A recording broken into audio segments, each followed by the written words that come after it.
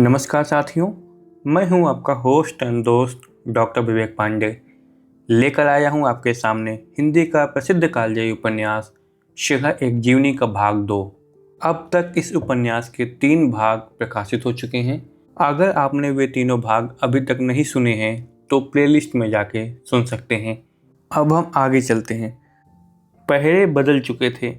शिखा ने सोचा कि लगे हाथ नगर का चक्कर भी लगा ले और देख ले कि कहाँ कहाँ ड्यूटी बदली नहीं गई, ताकि कुछ प्रबंध हो सके। यह जानकर उसे कुछ अचंभा हुआ कि वर्षा के कारण कई लोग अपना पहरा चुकाकर बदली वाले के आए बिना ही चले गए थे और कैंप से बदली वालों को खोज खोज कर भिजवा रहे थे। अधिवेशन का केवल 1 दिन और था, कैंप के 3 दिन, इसलिए उसने इस संबंध में अधिक पूछताछ अनावश्यक समझी और फिर जाने वालों को इतना तो ध्यान रहा ही कि बदली वालों को भेज दें। सेनापति की गुजारा करने वाली बात याद करके वह मुस्कुरा दिया। बारिश जोर से होने लगी थी। शिखर ने अपनी गति बढ़ा दी। प्रतिमा के पास पहुंचते पहुंचते उसने सुना कोई गा रहा है, किशन बंसी वाले आ जा, और फिर कुछ अटक अटक कर मानो नया प्रयोग कर रहा हो, मोहन बदली वाले आ जा। उसके बूटों की चाप सुनकर गायक चुप हो गया। शिखर ने पूछा, नई ड्यूटी लगी है? जी नहीं। कब से हो? 3 बजे से। 3? 6 बजे भी नहीं बदले? जी नहीं, 6 बजे वाले ने मुझसे कहा था कि उसे बाहर जाना है, मैं उसकी ड्यूटी दे लूँ। मैंने मान लिया था। और 9 बजे? उसका तो पता नहीं, कोई बदली के लिए लगा होता तो आ ही जाता। शिखर ने मुस्कुरा कर कहा, उसी को टेर रहे थे क्या? कुछ झेप कर यूं ही थकान मिटा रहा था। बहुत थक गए हो? नहीं, भीग गया हूँ और बाह में दर्द हो रहा है।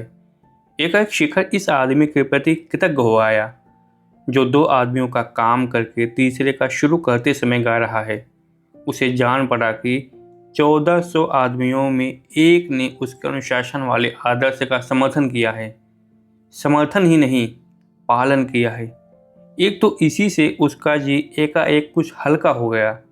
दूसरे यह भी जानने की भी इच्छा हुई कि वर्षा में 3-4 घंटे अकेले खड़े रहना कैसा लगा है। उसने निश्चय करते हुए कहा, अच्छा, अब तुम जाओ, तुम्हारी बदली मैं करूँगा। आप? हाँ, मुझे भी तो देखना चाहिए रात को ड्यूटी कैसे लगती है। पर आपके पास छाता नहीं है। कुछ अनिश्चित से स्वर में उसने अपना एक ओर से फटा छाता बढ़ाते हुए स्वयं सेवक ने कहा, यह ओवरकोट काफ़ी है, जाओ अब आराम करो तुम। स्वयं सेवक चला गया। शिखर चुपचाप नियमित गति से टहलने लगा। रात लंबी थी। शिखर का मन बहुत देर के लिए ही उस स्वयं सेवक पर टिका रह सका, फिर अधेर बुन में पड़ गया। उस सीआईडी वाले को उन्होंने पीट दिया, बहुत बुरी तरह पीटा।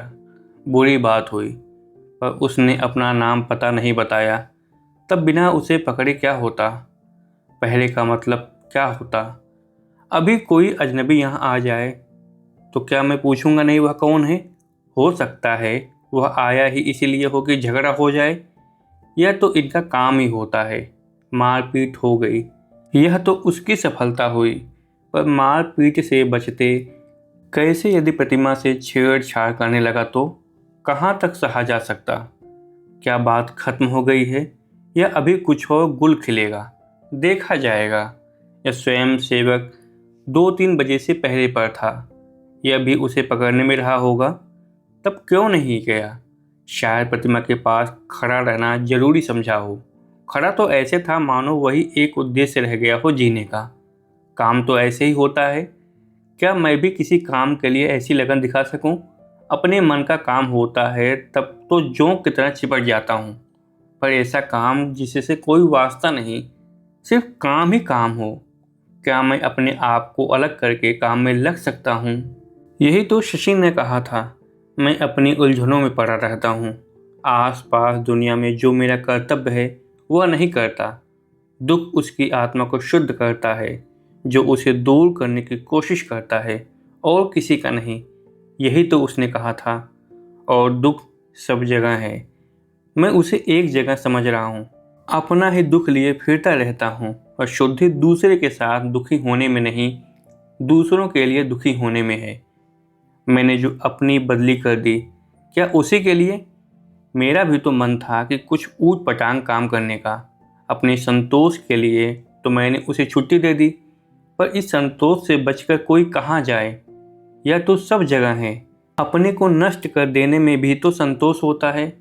तब क्या संतोष के लिए ही कोई अपने को नष्ट कर देता है? असल में मुझे चाहिए था पहले उस नालायक नियुक्ति अफसर को बुलाकर यहाँ लाता, फिर दो चार सुनाता और कहता कि इस गरीब की जगह ड्यूटी तुम दो, जरा इस पौष की वर्षा में चलो। फिर तोंद हल्की होगी। अन्याय को सह लेना उसे बढ़ावा देना है। अनुचित परिस्थिति में अपने को कष्ट देना कोई त्याग है? दूर आधी रात के घंटे खड़के। उस वर्षा में मानो घंटे की आवाज़ भी भीग कर ठिठुर गई थी। ऐसी शिथिल सी थी कि और शेखर ने अनुभव किया कि उसका ओवरकोट पहले से चौगुना भारी हो गया है और जो अब तक उसका रक्षक था अब उसका शत्रु हो गया है। ओवरकोट के कारण वर्दी भी भीग गई और पानी की बहुत सी छोटी छोटी धारें उसकी पीठ गुदगुदा रही थी। टांगों में पट्टियां भी भीग गई थी। पानी बूटों में भर गया था। बूटों के तले वाटरप्रूफ हैं। बाहर का पानी भीतर नहीं घुसने देंगे और भीतर का बाहर नहीं निकलने देंगे। शिखर एक बार कांपा और फिर जल्दी जल्दी चढ़ने लगा। ठंड बढ़ती ही जाती थी। बदली वाला अभी तक क्यों नहीं आया? क्या यह पहरा भी ऐसे ही जाएगा? ठेहुनी और घुटनों तक उसका शरीर सुन्न हो गया था। अब उसे बिल्कुल अनुभव नहीं होता था कि बूटों में पानी है या नहीं, पैर भी हैं या नहीं। मानो बैसाखियों के सहारे ही उसका सिर और कंधे टिके हैं। उसने सोचा, अगर मैं भी जमकर खड़ा हो जाऊं तो इस प्रतिमा की तरह खड़ा ही रह जाऊंगा।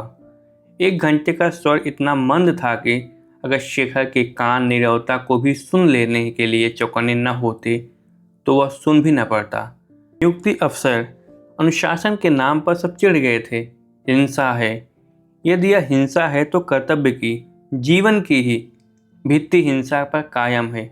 मैं कहूँ नियुक्ति अफसर को निकाल कर रात भर इस वर्षा में खड़ा रहना चाहिए तो वह हिंसा है।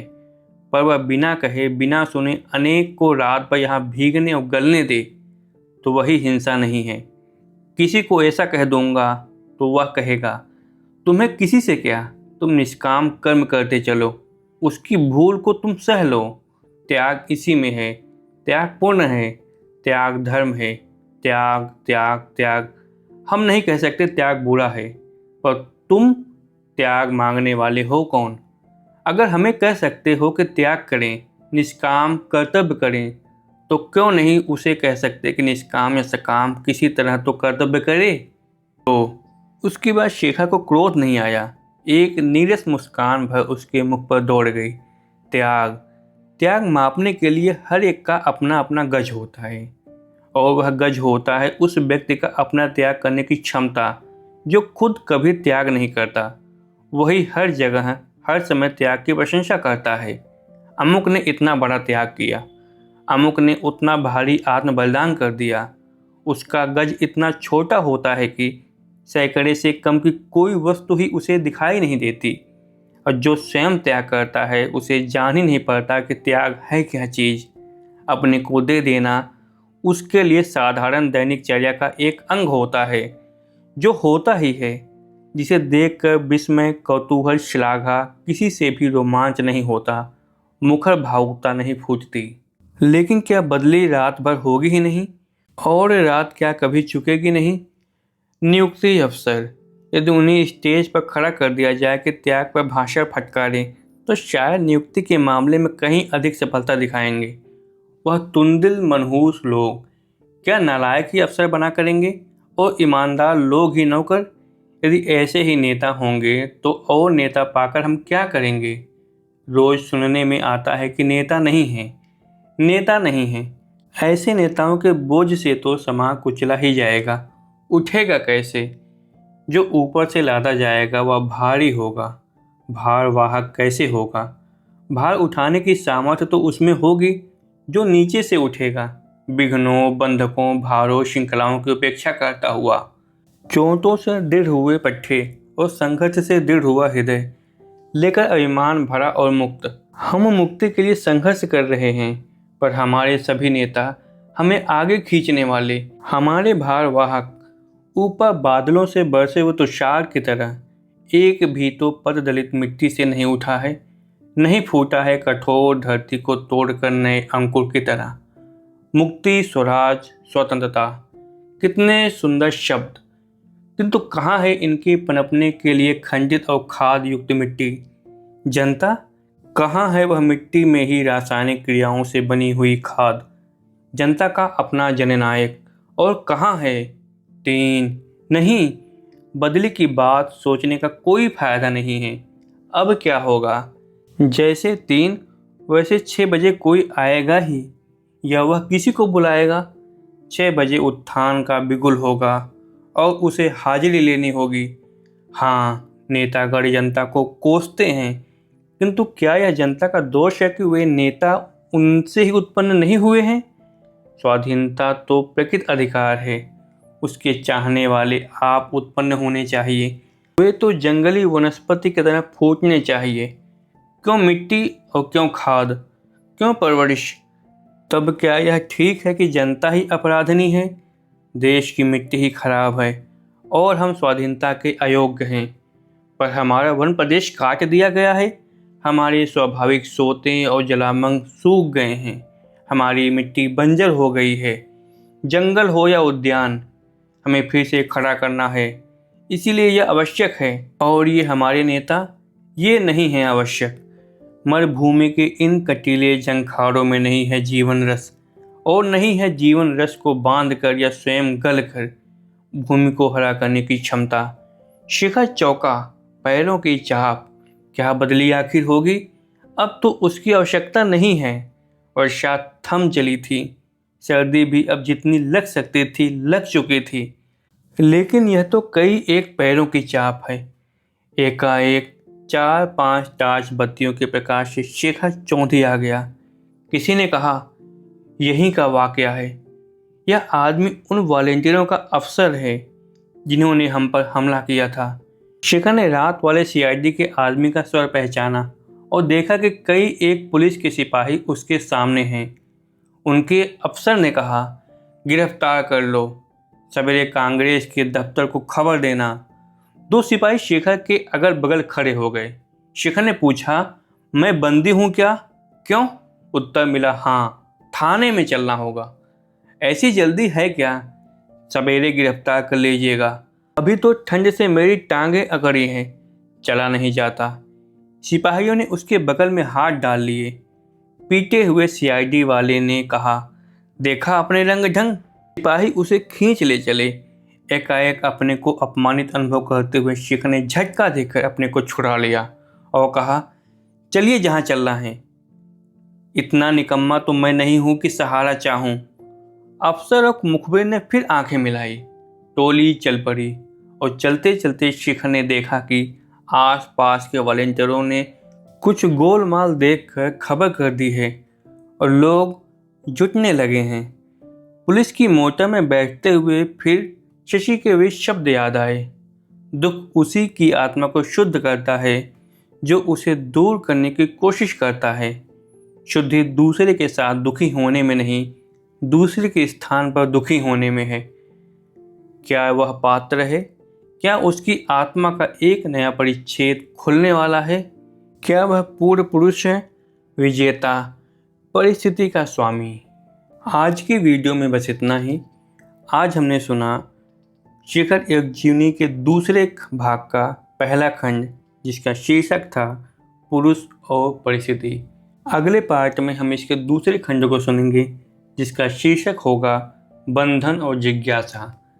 तब तक हमारे साथ बने रहना, और चैनल को सब्सक्राइब नहीं किया है तो सब्सक्राइब कर लीजिएगा, वीडियो को लाइक करिएगा और अपने दोस्तों के साथ शेयर करिएगा।